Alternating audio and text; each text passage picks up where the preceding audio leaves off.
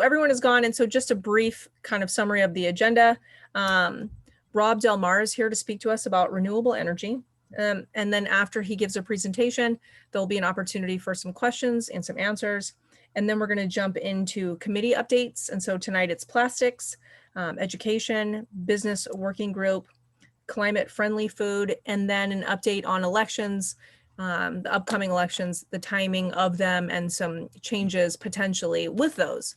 And so, Bill, I don't know if you want to introduce Rob again, or if Rob, you're ready to go, but I will leave it to you gentlemen to decide.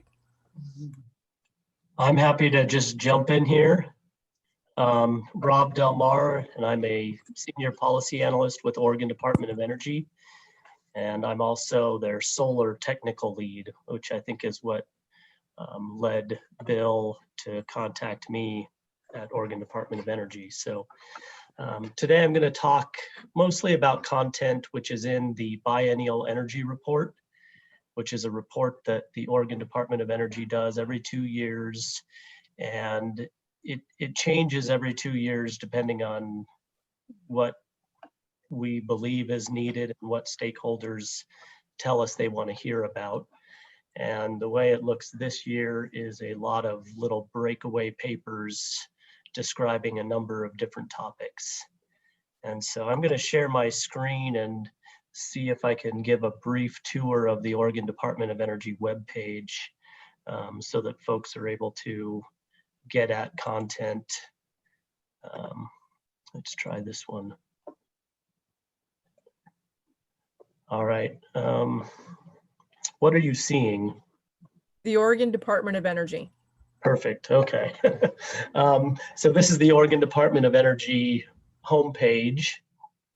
And right now, the Biennial Energy Report is kind of this top banner. But before I dive in there, I'm going to go over here since we heard a little bit about the Renewable Portfolio Standard. This is the 50% by 2040. There's more information about that right there. And closely related, Oregon's electricity mix. You can click on that and essentially see how Oregon's energy stacks up. This is going to be a very brief little tour through the website. I'm not going to go into a lot of detail, but you can see there's different tabs across the top here that will change the content. Some of these are very data heavy, and so they're slow to load, as you can see, but I won't dig in too deep here. Another one that folks here may be interested in, up here in data and reports, there's something called the Oregon Solar Dashboard. And this was a project that I worked on, and we have about probably 17,000 individual solar projects that we've mapped. And so this is every solar project that we had, and the last update we did was at the end of 2019, and we're doing another update now. So we will update this, and we'll see more dots. Again, this one has tabs across the top. So if you want to see more content, you can cruise around and see how it goes by county and cost trends, things like that. So just a heads up that that's available. Now for the Biennial Energy Report. It's over 600 pages, and in that way it's can be a little inaccessible. So I recommend just going straight to the table of contents, which is right here. And once you get to the table of contents, every topic is clickable. And we have broad categories. Energy 101, it has net metering, which is closely related to residential solar. Down here in the technology reviews, residential energy storage is one that folks may want to get a little more information on. And that talks about solar plus storage and trends that are happening there. And tonight what we're going to focus on is a policy brief. And these policy briefs right here is one called Equity in Renewable Energy. And I'm going to do a deeper dive onto that one, but I'll do it with a set of slides rather than going into the document itself. So with that said, I'm going to attempt to get a slideshow going here.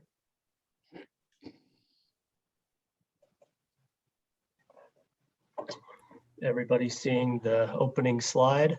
Yes. All right. So just again, an overview of the Biennial Energy Report. It's mandated through Oregon statute that we do this report. As we scoped the report, we had a lot of discussion with stakeholders to really shape the content. And so probably a year before we wrote anything, we were having many stakeholder meetings, and we'll be doing that again before we do our next report in 2022. And specifically, we're going to look at that one policy brief, which is equity in renewable energy programs. And there's a lot of discussion around equity right now, and especially as it relates to solar energy and other renewable energy resources. And one of the main reasons there's an equity discussion is because a lot of the solar, in fact, just about every one of the 15,000 little residential dots on the solar map that we just looked at, all of those people got an incentive to do that, a financial incentive. Most of them got a state tax credit, an incentive from Energy Trust of Oregon, which represents Portland General Electric and Pacific Power. And many of them would also have gotten a federal tax credit. And so there's these first two questions are, who pays and who benefits? Those are common equity questions. And when you look at the incentives, who pays is they're broadly supported by ratepayers and taxpayers. The incentives are funded through tax base and through utility rates. Another common topic is net metering and cost shifting, and that is if you put solar on your own roof, which is a great thing to do, by the way, as folks know. When I lived in Portland, I had less than 3 kilowatts of solar on my roof, which is a small residential system, and it provided 100% of my annual electricity. And with net metering, I didn't have to pay more than $10 a month. It was just paying a base monthly fee for to be able to connect with PGE. And net metering lets you take a credit for all of the generation that you, all of the solar generation throughout the summer. And you essentially get to bank that and use it up in the winter. And it's a generous policy in Oregon to promote rooftop solar. But one of the concerns is if you put solar on your roof, are you paying the full share of all of the other costs associated with the grid, which you're certainly using on a daily basis when the sun's not shining?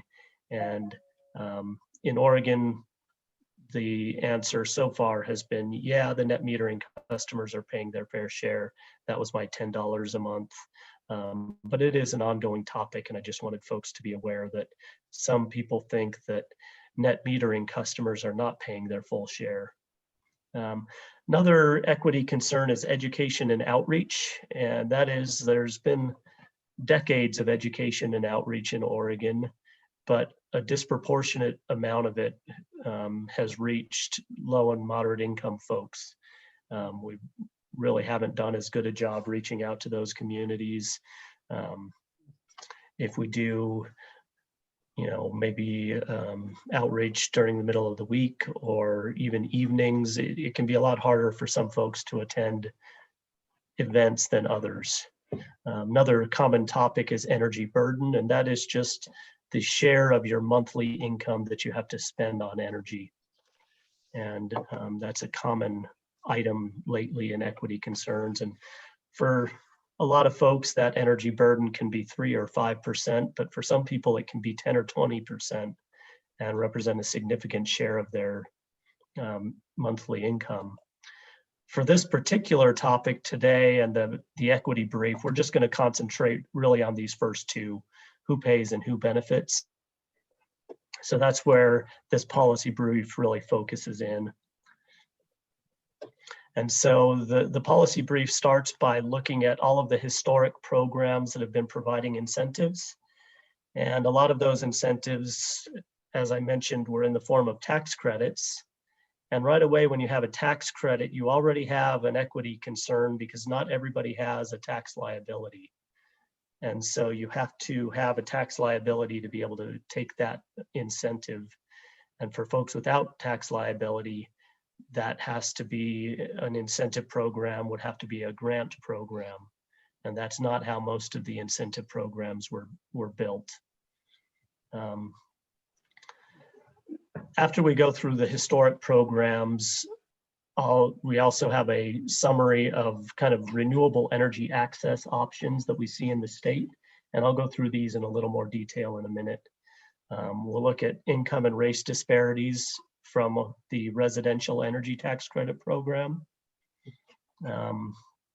Finally, we'll dig deep into that program data to see how much money was being spent on incentives, and if we were to spend that same amount today, what could we do with it? And that's really the gist of the analysis that's being done in this particular policy brief. And then finally, the paper looks at considerations around equity in current programs that are going on now in Oregon, like community solar, where equity has much more consideration. So it's important when we look at the early programs, these programs were not designed with equity in mind. These programs were designed to achieve market transformation. And what market transformation looks like is exactly what we got out of residential solar. The graph on the screen now is data from the Residential Energy Tax Credit Program. Starts back in 1996, where we don't even register a bar for the number of systems. The dark bars are the number of projects installed each year. The orange line is the average cost per watt of those systems. So that is an average cost declining nicely while volume goes up. And so this is the market transformation. And in this way, those programs succeeded in doing what they were designed to do. And that was to take these things from a nascent emerging technology to something that you can see every day on your neighbor's roofs or on your own roof. And so in a lot of ways, the programs were successful, and they just weren't really designed with equity in mind. So the RETC program, as it's called, Residential Energy Tax Credit, supported about 70 megawatts of rooftop solar. And it can't take the full credit for that market transformation that we just saw on the slide before, because like I said, there were other incentives in the market, like a federal tax credit and the Energy Trust of Oregon incentives, as well as rapid advancements in the technology. So other things were helping the cost to go down and the volume to go up, but the RETC program certainly helped, and we wouldn't be where we are today in Oregon without it. The other thing that program did was leverage a lot of private investment to get that green energy onto the grid. And especially in the early days, these systems were very expensive. And so homeowners were putting their own money into these solar projects, which provided, carbon-free electricity for all, even though they got their own personal benefit on their electric bills. What the RETC program did not do was include any legislatively driven language around equity goals. And the other thing that the program didn't do, because of really the fact that it didn't include equity goals, it didn't collect any data around ethnicity, education, income level. We didn't collect any of that data in the program.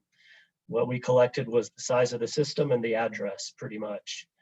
And that was enough to determine how much incentive to pay. So moving on.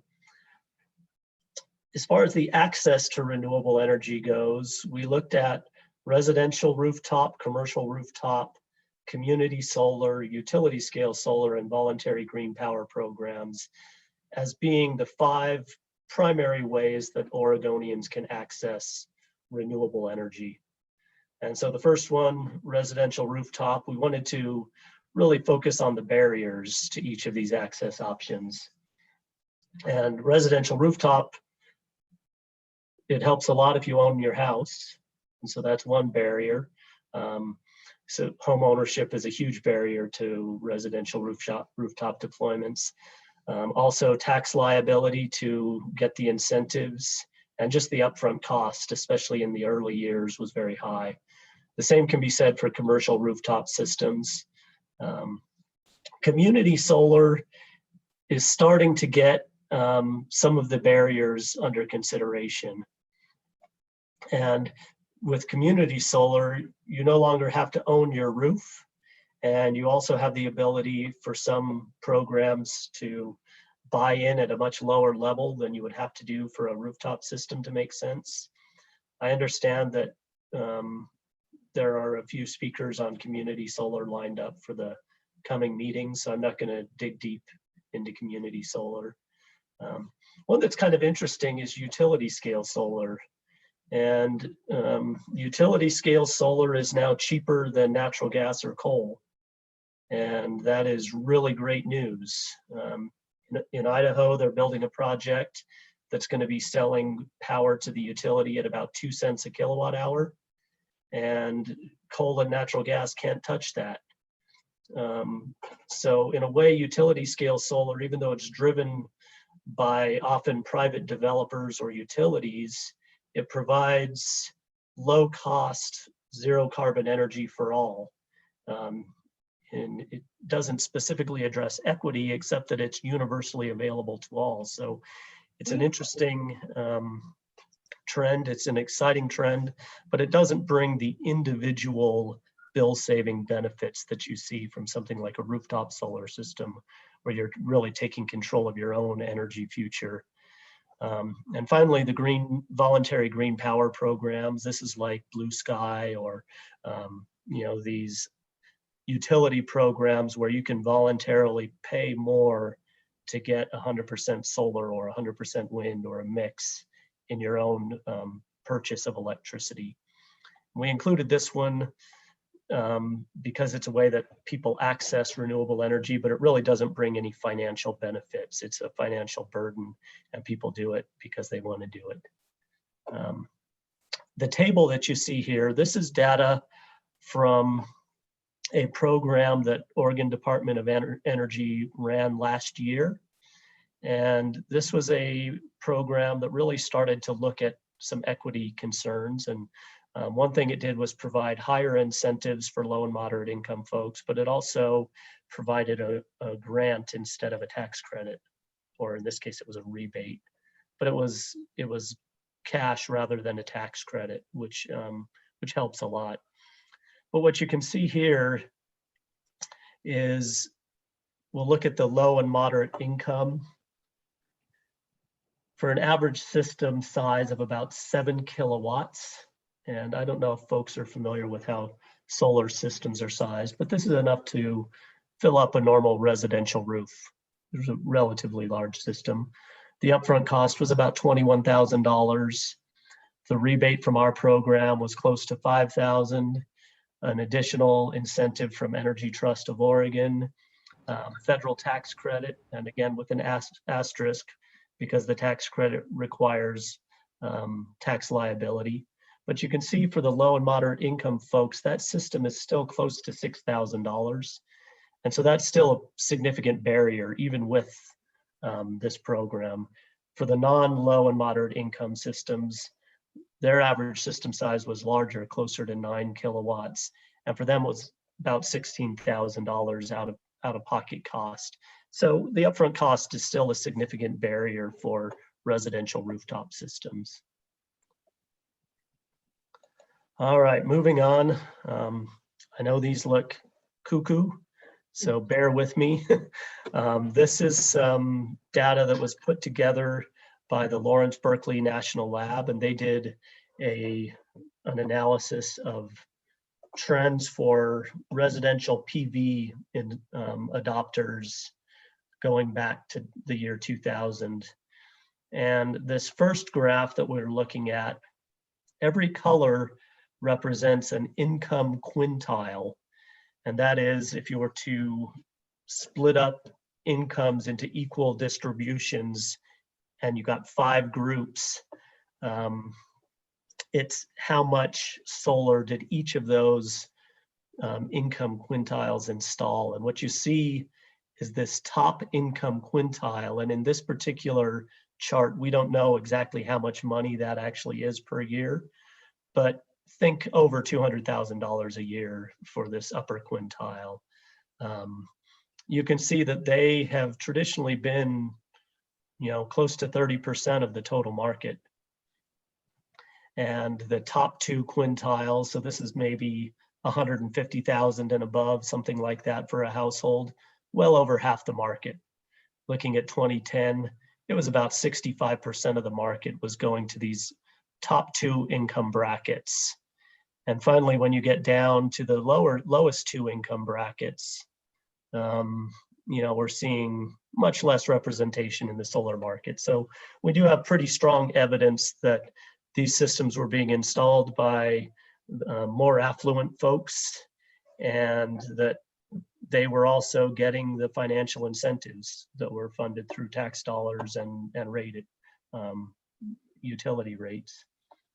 Looking at this other chart to the right, this one is based on actual income levels.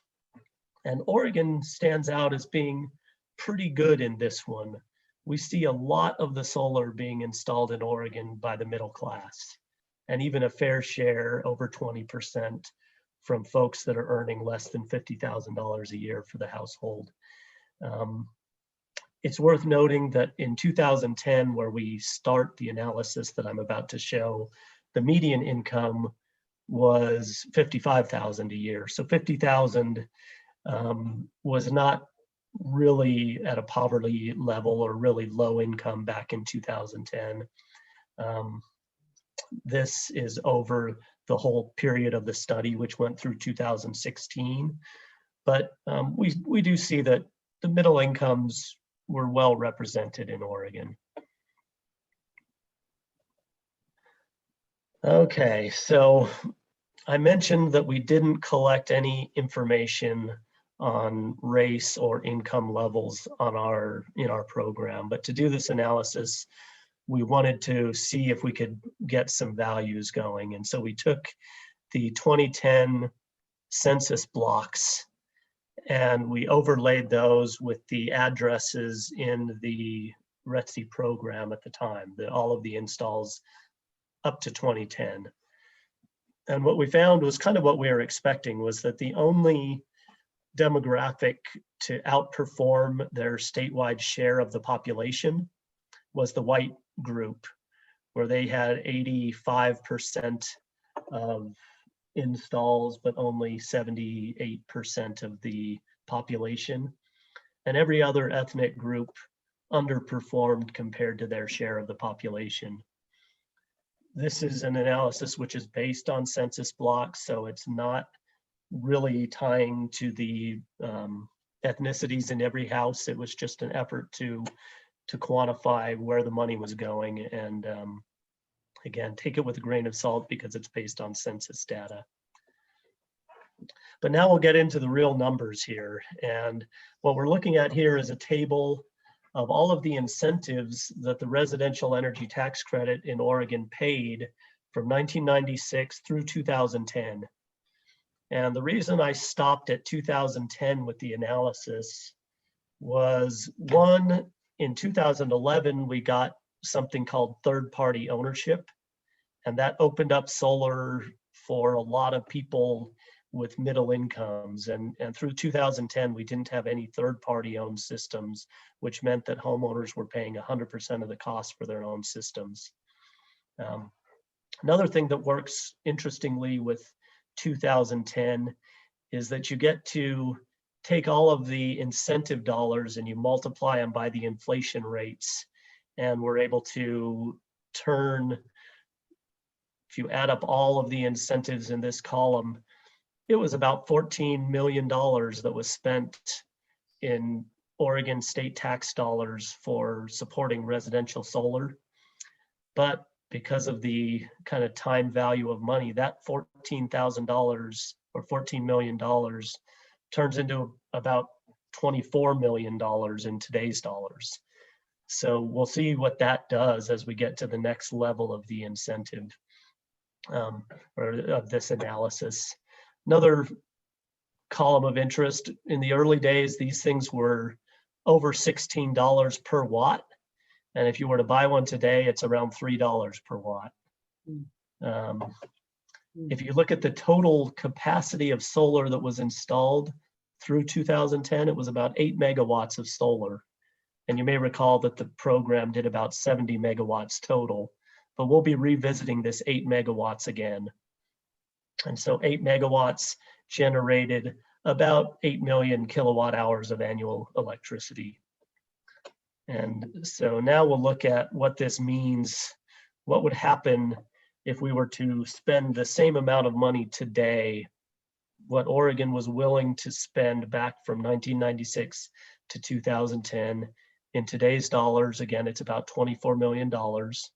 And we know from that last chart that that supported about 8 megawatts of capacity for this much generation.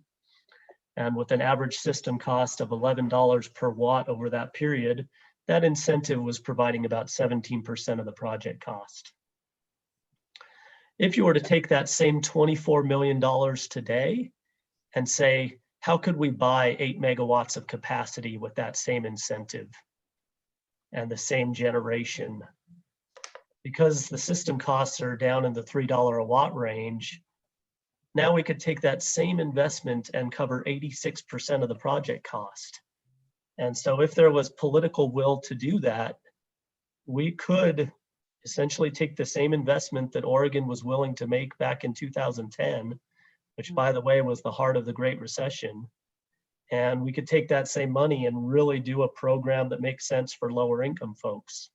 And it would be the same expenditures that we put into the much higher incomes back in 2010. So this is really the main kernel of the analysis that we did, was to look at how much money was spent in the early years, knowing that that was going primarily to affluent Oregonians, and say, if you made the same investment today, what could you get? What's interesting is that's looking at residential costs of about $3.50 a watt. If you look at commercial systems, and this could include projects that are benefiting low-income folks, you could actually cover 100% of the cost, and that should say 120% of the capacity. Commercial systems are about $2.50 a watt right now. And so if you were to take that same 24 million and put it into commercial projects that were providing benefits to low-income folks, you could way outperform the RETC program, which was supported back in 2010. So just a way to look at this, a way to say there was political will to spend money on solar back then. And if we had the same political will now, you could make a program with a lot more equitable distribution. The program that we looked at a few slides back, which we ran last year, was the Oregon Solar Plus Storage Rebate Program. It had an equity component. We spent 50% of the funds on low and moderate income households. However, that program got $1.5 million. So it's a much smaller scale compared to the over $24 million represented in those early years of the RETC program. So why does it matter? Really, we're seeing rapid transitions in the energy system, and these are driven by reductions in costs for renewables, but also more and more recognition of the impacts of burning fossil fuels and putting all of that carbon into the atmosphere and other pollutants. And so as the transition is underway, you know, it's possible to fund that transition and not leave anybody out. And I'm hoping that that's, you know, the way this can go. It's really a great opportunity to ensure that the benefits and costs are all shared. And I mean, you know, benefits do go to folks who are able to get solar installed on site. And really with equity comes some new benefits, in that you're expanding the solar market considerably, and expanding the market was the whole idea of the early RETC program. And so you really open up a whole new group of folks who can demonstrate the technology. And because of, again, that term energy burden, they actually have a higher benefit from a rooftop solar system than someone who's got a lot lower energy burden and a higher income. And so really for the big transition that we all hope is coming, it's not too late to make sure that there's equity within the programs. And we look at that for the programs that are currently underway in Oregon. And specifically, we look at community solar, and right now it's got a 10% carve out, which people are trying to meet in the community solar program, 10% low and moderate income. Our own Oregon Solar Plus Storage Rebate program had a mandate to spend at least 25% of the funds on lower income households. We were able to do 50%. Energy Trust of Oregon, as of this year, now has specific solar incentives for low and moderate income households. And finally, one that you're probably all quite aware of, the Portland Clean Energy Community Benefits Fund. And this one was really built with equity from the ground up, and was a really well-rounded community network that put that together. And so we are seeing equity come into modern programs, which is a good thing. And with that, I'm just going to see if there's any questions. That's the end of the presentation.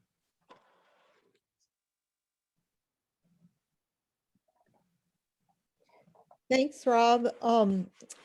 First, I wanted to say we actually use one of those first slides that you showed in our presentation to middle and high school students with the map of Oregon, and we show like how one from, I think it's 2010, and then the 2019 one, how solar has grown in Oregon.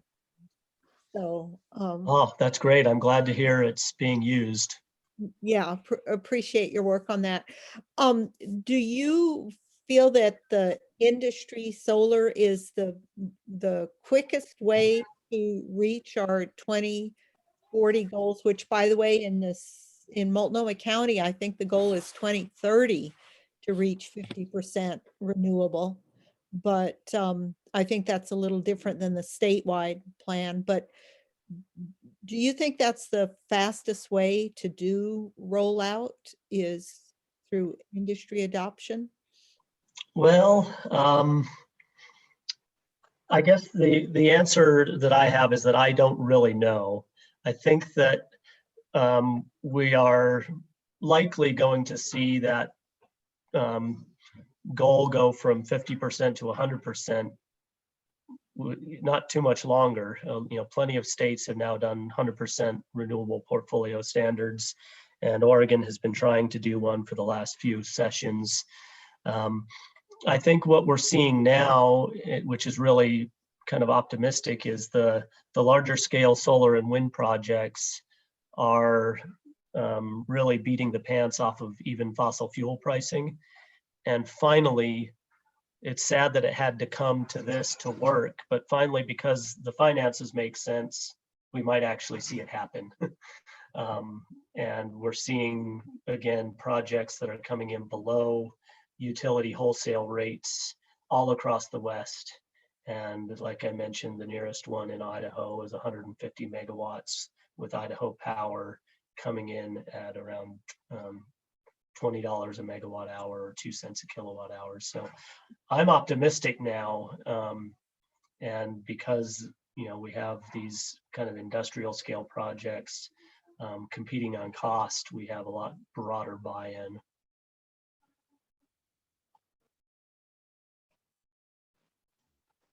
I had a question on all of the stats that you provided.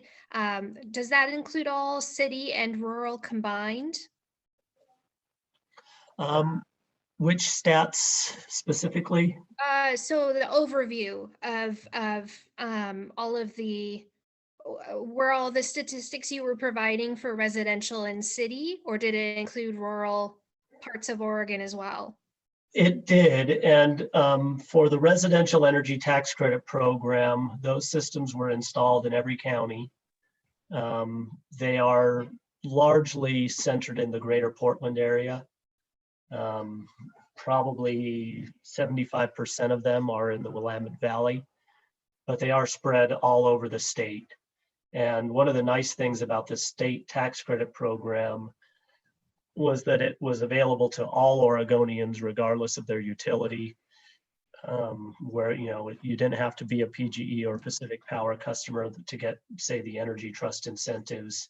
Those incentives went to all Oregonians. So yeah, it included rural areas, it included off-grid systems.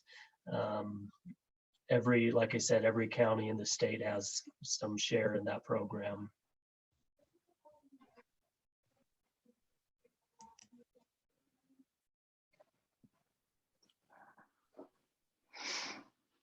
I have a question, Rob. You mentioned just at the end there, the Portland Clean Energy Fund. And so I don't know how much, whether you know the answer to this question, but I was curious how, I know community solar is a Oregon state program, I believe, right? That was in the state legislature. And so I was wondering how much if they're working together, or if like the Portland Clean Energy Fund grants will include community solar projects. Is there a lot of interaction there that you know of? I think they will. I don't know a lot about the specific projects that are coming in, and they had just put out a funding opportunity announcement, I believe in November, to get that money flowing. But the community solar program that was in statute, that was implemented by the state, only applies to Pacific Power, Portland General Electric, and Idaho Power, the investor-owned utilities. So all of the rural consumer-owned utilities are not part of the community solar program. But yeah, I think we'll see what kind of projects come out of the community or the Portland program. But I have a feeling they're going to put together some really great community solar projects. And community solar, I know it took a while to get that rolling with the rulemaking and everything. I haven't kept track recently. How is that going now? I mean, how many community solar programs have started? Do you know? Sorry about the dog barking. Got a hyperactive, just past puppyhood dog, but as far as I know, the rulemaking is complete, and they've also put together a manual for participation. It was a fairly long process, took many years to get it all put together. And now they have a list of projects that you can actually find online, and you can see the projects that have already been accepted into the program. And so if you do a Google search for the Oregon Community Solar Program, you'll be able to see a list of the projects. None of them have been completed yet, so we don't know much about them yet. We don't know if they're going to be really expensive or if they're going to hit their 10% low income threshold. We know very little about how the projects will actually look, but we're getting there. We're close to having hopefully some really good program data from community solar. Yeah, thanks. Yeah. Bernadette, just to kind of fill you in, Rob gave the excellent answer to your question. The idea for this meeting was that Rob would set up kind of what's going on with renewables and specifically with solar. And then in a couple of weeks, we'll have another non-chapter meeting for those people that are interested in solar and renewables. And I have spoken to someone from Community Solar Projects who will come and talk about community solar in specific. So we'll dive deeper into community solar and cooperative solar in the coming month. Yeah, thanks, Bill. You're right, Rob. You mentioned that at the beginning, that we'll talk more about community solar later. And I should also wanted to thank you for the biennial report, Rob, because I teach at PSU, and I've used the report in class there. The graphics and stuff are great. So it's been very helpful. Good. Yeah. Glad to hear it was a lot of work. Yeah, it looks like it.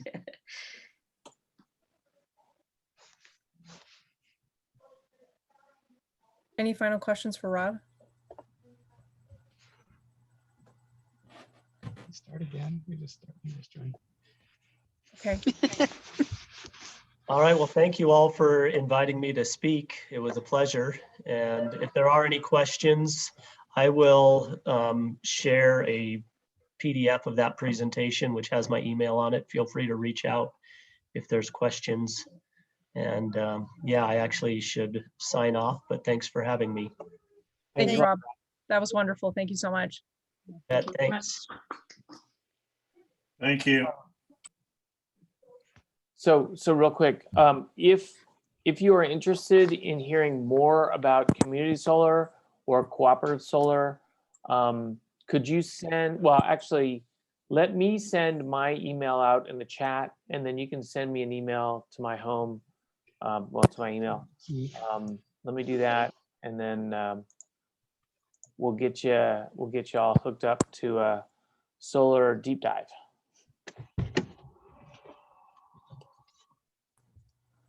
Awesome. Thank you. So committee updates, if there's nothing left about the renewable energy. Committee updates, first on the list is plastics with Melissa Nash, if you're willing to share. Hi, everyone. Yes, let me share my screen here. I just have a few slides to show where we've been and where we're going. All right, can everybody see this? Just thumbs up. Cool. Yeah. All right, so some of you may remember this slide from last summer. We shared it to really showcase where we were going to go and what we were thinking. So when we were searching for plastics and plastic reduction, we were originally thinking in the realm of plastics contribution to total greenhouse gas emissions and how it's impacting climate change. That was kind of our hypothesis. And to answer this question, we were looking in two different areas. First, we wanted to understand the landscape in Oregon and the different players to see what work streams already existed for plastic reduction. And then the second was looking at the plastics value chain. So I'm going to start with the value chain and where we're at with that. So as you can imagine, the plastic life cycle and value chain is super complex, very nuanced. Nearly every piece of plastic begins as fossil fuel, and greenhouse gases are emitted at each stage of the plastic life cycle, from extraction to refining to waste management, impacts the environment, human health, etc. So what Bill and I found out by talking to the experts at the Center of Environmental Law that had this really great publication around plastics and climate was that it's nearly impossible to get an exact number. So that said, we've been compiling information. We're still working through this piece of it, but it's very easy to get lost in the weeds and it's very complex. So more to come on this piece of it. This is a big piece that we're trying to work through to help different partners with the Oregon Environmental Council draft up legislation for plastic reduction. That said, there is some really good news that I wanted to share with everybody here. So the first is the current state. So we have some House bills and Senate bills that are in the works currently. So the first is stemming the tide of single-use plastics. So if you go to Environmental Oregon, they have basically you can submit and add your name to the list to support these bills. You can put it in the chat after this. And the second came up just this past month in February of modernizing Oregon's recycling. That one is still in the Oregon Legislature, but great news on both single-use plastics and then also modernizing recycling. So we can put those in the link there. But really, I think the second piece of this is really amplifying the work that's already being done, such as these bills that are in the House. So really tacking onto that and not trying to recreate anything that's already existing, but really just allowing people to know what's happening. So I want to make sure that everybody has those links available. So if you can add your name to it, tell your friends, I think that is how we can start to really, again, amplify what is happening in Oregon, because these can just get kind of lost by the wayside. And then what else? Oh, I put 2 other links in here. Yesterday, there was a virtual rally with Rise Above Plastic Pollution. I don't know if anybody heard about that, but for anyone that's interested on plastics, you can hear about that from a professor at OSU, and also more about the proposed Senate bill. And then modernizing Oregon recycling, another link. So that's where we're at currently. If anybody would like to join our subcommittee for plastics, has a hobby in plastics, let us know. Would love to have you. Our next meeting will be in April, so more to come, but that is where we're at currently. Any questions?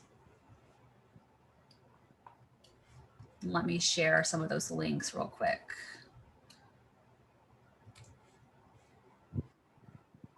Oh yeah, I see your chat, Amy. Here, let me put them in the, there's one of them. And then, let's see here. Oh, Melissa, you have to put it to everyone. Oh yeah, Thanks. sorry. I don't know why it defaults to that. Okay, there's one.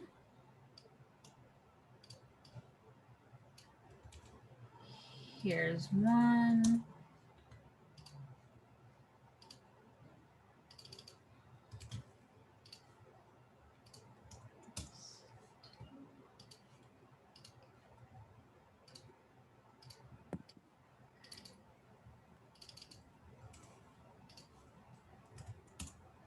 There. Thank you so much, Melissa. Yeah, I hope that that helps. There is a lot of work being done currently, so it's just really figuring out who the players are and how we can amplify the existing work.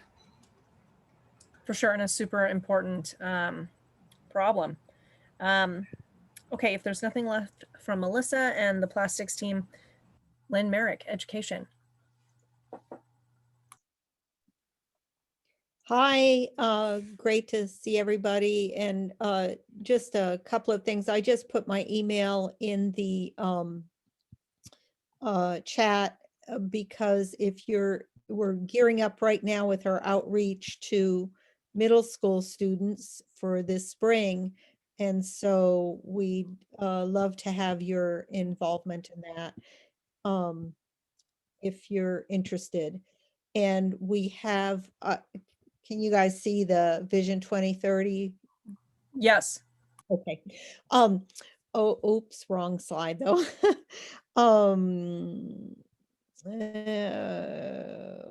Okay, now I'm not going to find it. Well, let's see here. Nope, it's gone.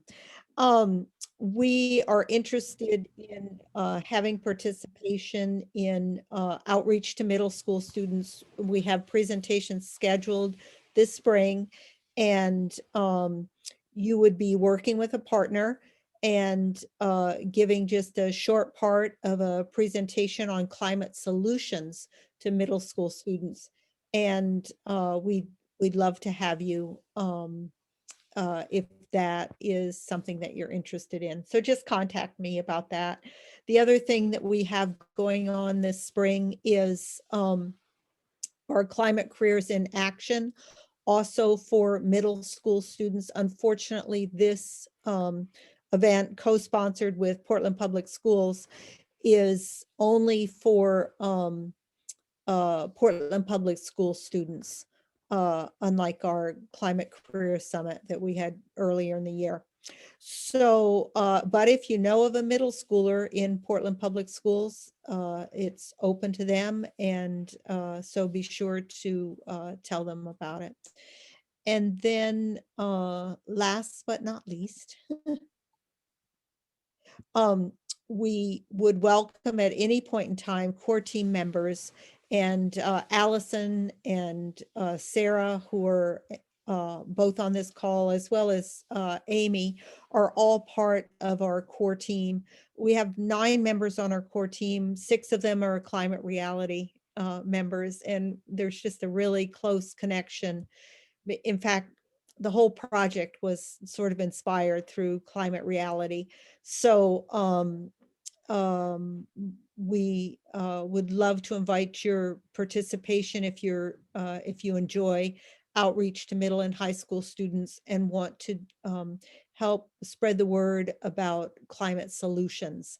And being a core team member means it says 4 to 6 hours a month, but it can be a little more than that. We meet every other week for an hour, and then there's usually some work and assignments in between meetings. But we'd love to have your participation if that's of interest to you. We're already planning for next year, and Portland Public Schools has given us the go-ahead on another Climate Career Summit for next year. We had 800 plus students attend this last year, and so we're looking forward to, it will still be virtual again next fall probably, but we're looking forward to good participation, and students outside of the Portland area are welcome to attend that. And then we're looking toward ways of scaling our outreach to middle school students. So we have some grants in the work, and we'll see how I'll have more about that hopefully next time we meet or the time after. You're welcome to, I'll put a link to our website, which has been newly developed, also in chat, and you're welcome to go there and find out more about our program. But any questions right now? Okay, great. Thanks, everybody. Feel free to email me if you have other questions, and I'll put our website in chat. Thank you. Awesome, Lynn. Thank you so much. I really appreciate you. Business working group. Yeah, so I'm going to give a short update for the business working group that does not include PowerPoint. So I apologize for those of you who love PowerPoint. But essentially, Kate Gardner, who was the previous kind of head of the business working group, and I have been working to try to figure out where the business working group should go, high level, in the coming years. And where we kind of landed was we think it's really important to focus on small and local and regional companies, as opposed to big national companies, because a lot of the big national companies already have climate people on their staff. They're already donating to things. They have their plans in place, and we're not really interested in getting them to do more, although, because I think they will be doing more. Their engine is going, but we really believe that our focus should be on the smaller, local, regional companies that may not have a resource to hire someone to work on climate change issues as it relates to business. So that was actually kind of a big step to come to that realization. And really what our focus is going to be is educational opportunities and actions for these small companies. And those actions might include community solar. as a way to reduce their footprint. But the focus really is going to be on having these companies, and there's a little controversy in terms of should they pay for or should we provide for free a calculation of their greenhouse gas footprint. Just starting off with, here's how much greenhouse gases you're producing. How we get there is something that we need to decide. And so I will just leave it to say that in April for sure, we will have our first kind of meeting for anybody who's interested in working on this particular issue, because we need to get out there and we need some people to give us some perspective on how to do that, how best to do that. So that'll be in the next 2 or 3 weeks. And if you're interested, I've sent you my email address already. If you're interested, please send me an email. I've asked you this before. I've got a couple names, Craig, Lizzie, thank you. But we're still looking for some more so we get some critical mass so we can really get some work done in the business arena. So that's the short update. And it's probably the medium update as well. And I'll look forward to seeing you all on a call in a couple of weeks. We'll have a meeting and start to get to work on exactly how we'll execute that plan. So with that, I will pass the baton back to Allison. Thanks, Bill. Climate-friendly food. Thank you. It's so nice to be here with all of you. And as many of you have heard in previous chapter meetings, the Climate Friendly Food Committee spent a few months working on our definition of climate friendly food, which is basically eat more plants, and also our mission statement. And so now we are really busy working through our mission statement to turn it into action. And one item in our mission statement is to educate ourselves and others about the relationship between food choices and climate change. So in our last meeting, we decided on a particular way that we want to try to work on educating ourselves. And so we decided that each month we'll have a different committee member choose a couple of resources. It could be videos or articles or movies or something like that, maybe about 2 hours worth of material. And that will go up on our Google group so that all the members can access that and have a month to go through it. And then we'll briefly discuss that during our next meeting. So that will be sort of an ongoing thing that we do to educate ourselves, and we'll be able to sort of track that over time. And then another item on our mission statement is to be a trusted source of evidence-based information about how food choices affect greenhouse gas emissions and carbon sinks. And so we're planning to compile some resources and information for the chapter website. And then I just wanted to talk for a minute about some of the actions that are other actions that are kind of either in the planning stages or actually happening already.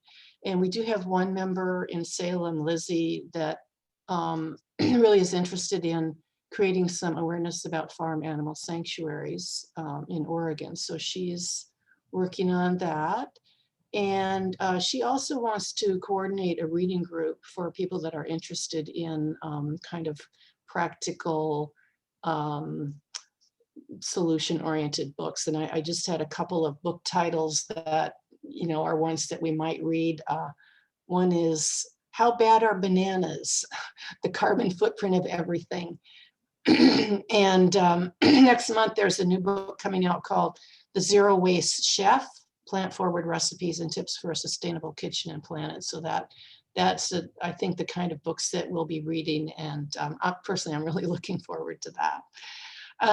And then I've been coordinating the Climate Friendly Challenge working group, Climate Friendly Food Challenge working group.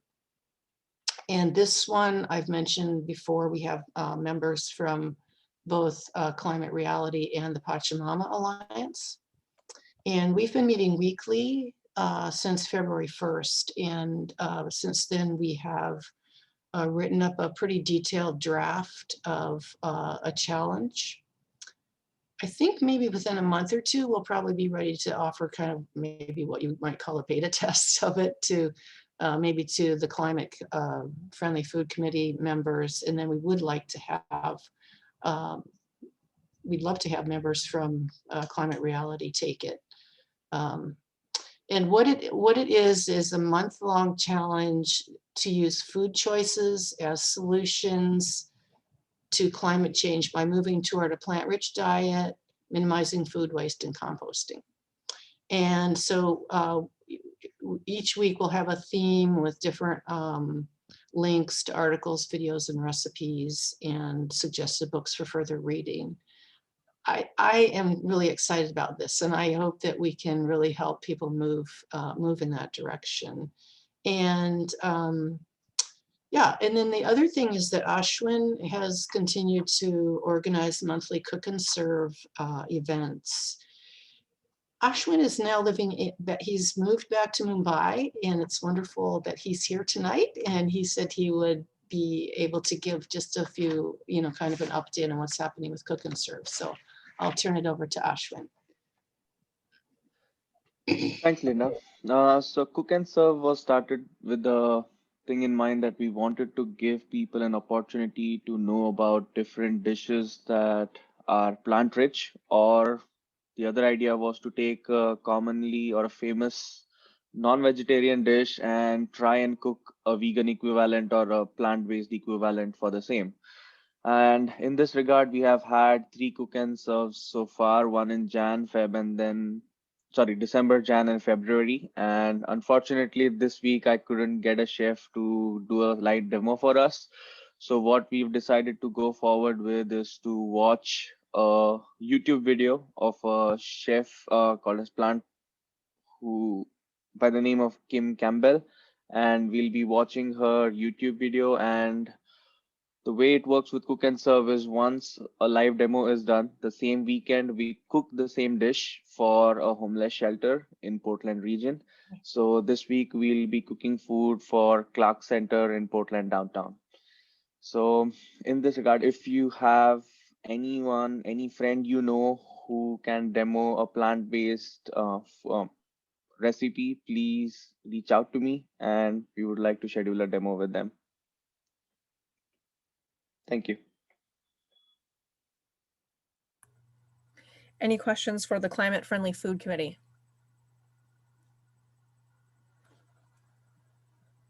I just want to say, I think it's such a great program and I'm such a huge fan of it. And Ashwin, just thanks for doing this all the way from Mumbai. It's impressive. I'll put my my email in the chat. So if anybody is interested, or if you ever have any questions, you can contact me, and love to hear from you. Thanks. Thank you. That was wonderful. And I agree with what Ashley said. So this last piece, since all the committees have shared, is going to be about the upcoming elections for the Portland chapter. And so I'm going to drop a bunch of information into the chat. And I want to just kind of explain it a little bit. So there's a lot of dates here. Normally there would be an April meeting, but as you may recall, we had discussed not having a meeting every month. And so a lot of this is going to play out in April when we would previously have met. And so just be watching for your email, watching in your email for election information. And so let me just drop this in and I'll kind of explain it as I go. It's a lot of information, but it's roughly a timeline. The current leadership team is going to get together and meet a bit and talk about increasing the number of positions on the leadership team. You've got currently there's a co-chair, Amy and Bill, and then some leadership committee kind of at-large positions.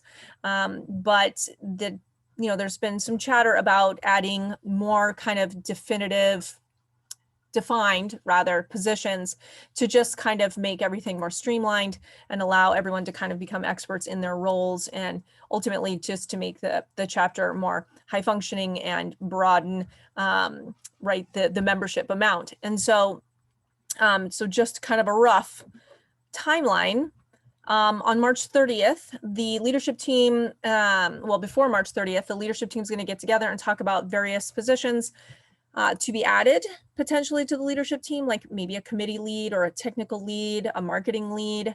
And so on March 30th, an email will go out with descriptions, responsibilities, roles of the kind of new positions created for the leadership team, and they'll be emailed out to all of you. And so hopefully after reviewing those, maybe you'll be interested in taking on a leadership position and self-nominate, basically throw your hat in the ring to run for that position and to be voted upon by the rest of the members. And so if you wanted to do that, you would want to send Amy Hall an email using the Climate Reality Portland at Gmail address. And with that, send a picture that you'd be willing to have, I assume, on the website, a short personal bio, and then an explanation of why you want to hold that position. Ballots would go out via email in that kind of April timeframe that we would normally have met, but instead the elections will be happening. And so all of this will be kind of communicated to you via email, and reminders will be sent regarding the opening time for the elections to actually begin for you to vote, and then the closing time, which will be approximately a week. And then once that fully anonymous voting happens, and email reminders have been sent so that everyone votes, election results will be shared at the May meeting, as well as the transitions from those who say maybe aren't the co-chair anymore and now are a co-chair, or position shifts will all be kind of ratified, I suppose, in that May meeting. And so that it will be announced and all position changes will happen after that May meeting. I hope I explained that well. That was a lot. Okay. Any questions? I'll just real quick. Yeah, that was well done, Allison. Thank you. Thank you for your work putting this together. I think just so everybody knows, and I think we mentioned this in the last meeting, and Amy, I'm kind of looking at you for a little help here, but the National Climate Reality Organization has really put an emphasis to the local chapters to have a version of elections, basically to make more of a structure around the chapter. I think that's their goal. Amy, is that right? And so this is in response to their wishes. Yeah, it's more equitable to have these elections. We also discussed with National that we want to wait for the next training, which is April 22nd to May 2nd, kind of segues into that. So that the new people who are being trained can also be part of the elections, but you don't have to be trained in order to take on a leadership role. About half of the people in the chapter have not done the training, and that's completely fine. The only roles that have to have gone through the training are the co-chairs. So I just want to remind everyone that the deadline to apply, and I think all of you are trained. So what I'll switch my message, although this is going to be on a YouTube. So I'll send that link out later. The deadline is March 24th to apply for this training, and it's US focused, which I'm really excited about. I mentored for the global training, which many of you were in, and I'm really curious what they're going to do with this new administration. If you have been trained, you can apply to be a mentor. They just extended that deadline. The other thing I would say is please ask your friends or colleagues who are really interested in climate action if they could take the training. I've asked a lot of people personally, and it's nice to have your friends, you know, in this group. And the more people we get in the Portland chapter, the better, and we can get more mentors. I think the more people who sign up in our region. And once we do that training, I can't wait to hear the report back on how that training went. Craig, did you have your hand up? Or did I just blink that into existence? I had it up, and the question that I had was just answered by Amy. Okay. Cool. Thank you, Amy and Allison. Sure. So again, all of this will be communicated to you via email. So just, watch your email. I'm sure you do that anyways, considering the virtual life we're living. And then Amy wants to say something. Yeah, on the newsletter, I don't know if you saw that, but Vice President Al Gore is having a town hall. It's really early for us. It's at 7 a.m. on Thursday. And I can put the link in there, or if you got here, you probably got that email.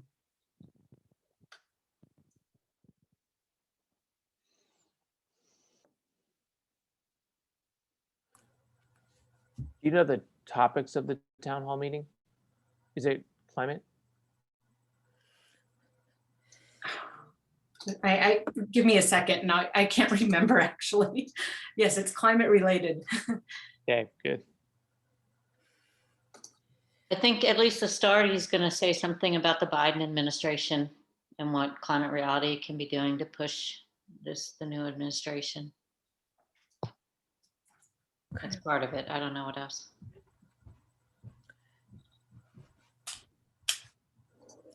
Amy, did you make all the announcements you wanted to make? Sorry, share what's next for the international climate movement in the wake of the US elections, as Bernadette was just saying, and across the world. No, that's all I have. Somebody's asking if you can share the link for Thursday. Mm-hmm. It's a long one. Do it. I have nothing left on the agenda unless Bill or Amy wants to add something, or somebody has a question or a comment. I'd love to know if people are getting our email newsletters. I think they go into the promotions. I get a lot of people saying they're not getting them. So let me know if you're not getting them, and I'll make sure you're on the list. Every time I send out an email newsletter, it goes to our website, which is under construction, but it's climaterealitypdx.com. And so you can click on those links and see the email newsletters. I am getting them and they're fabulous. Thank you. Thanks. Yep. Kudos, Amy. I think they're really good. Thanks.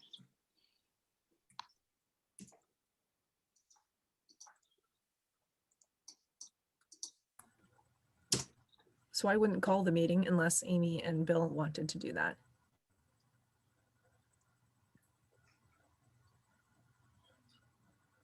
We're good. Okay. Yeah. Bill's got the official sign, so he should do it.